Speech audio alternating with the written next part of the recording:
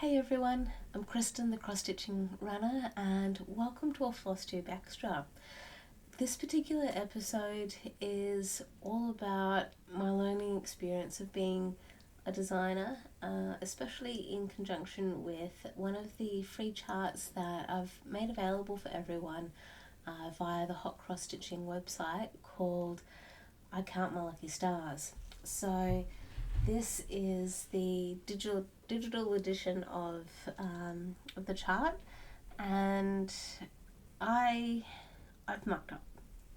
The good thing is, by the time you see this particular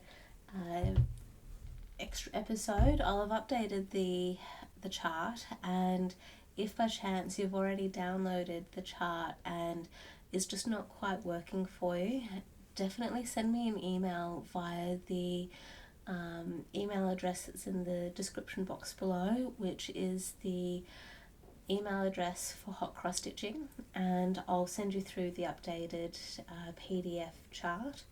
And what I tried to do from a design perspective to, in theory, make it easier for stitchers is to delete all of the blank pages, so that way we just have the chart.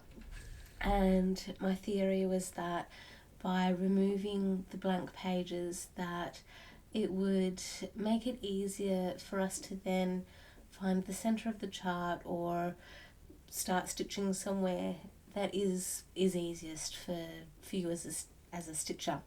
And unfortunately, with me using that type of logic, the Pattern Keeper app really didn't like that logic, and so it's caused me some dramas as part of how I started stitching this particular project.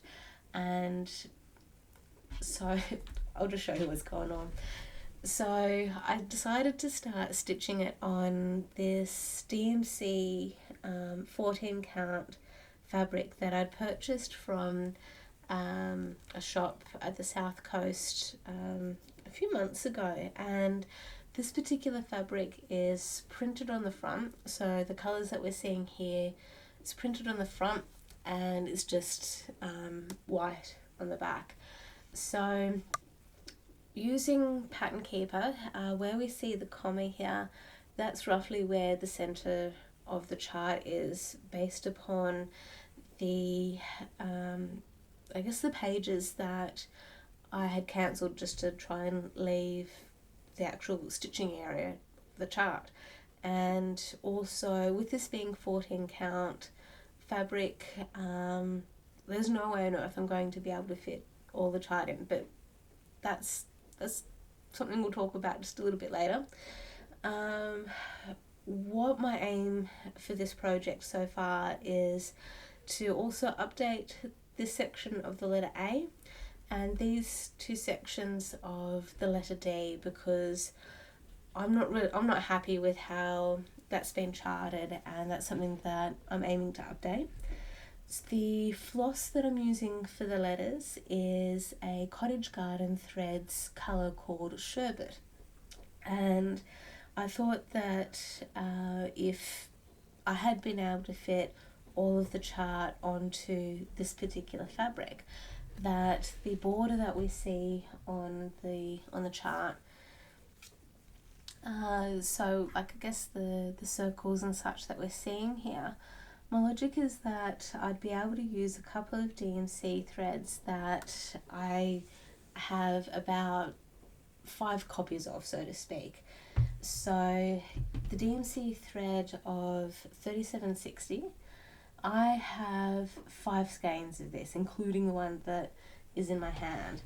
So to help put into perspective,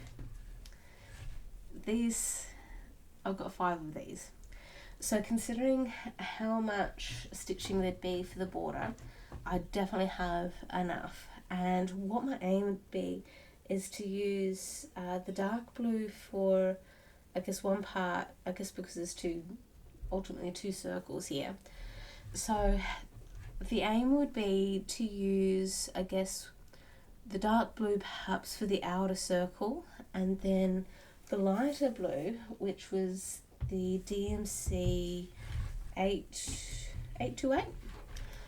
again, I've got five skeins of this, and I need to use it up. So to use these two skeins, or these two shades of blue for the outside border of the circles, and then for the, I guess, the fancy part, or the frilly part, so to speak, of the chart, depending on how many skeins I have left and where my headspace is going, I could use perhaps some green for the leaves and the green for the curly parts of, or the fancy parts of the chart. So all in all, I could use a total of maybe 4 colours, or the frilly part and the leaves that we see on the chart, they could be, say, a strand each of 3760 and 828. And hey, it could be a nice blending, because that would be sort of the area where those two colours would meet and still provide, I guess, a nice blending and matching of the words that we've got in the centre as well. So there's just some thoughts there that I will eventually stitch and do the entire chart. I just wanted to touch base with everyone here, just to I guess, to put my hand up to say that I've mucked up and that it will be fixed, and the updated chart will definitely be on the Hot Cross Stitching website by the time you see this video. So this is just a very short episode, and I look forward to catching up with all of you for a full edition and showing you all of the work that I've been doing on other charts. And I hope you all stay safe and stay well, and happy stitching. See you next time.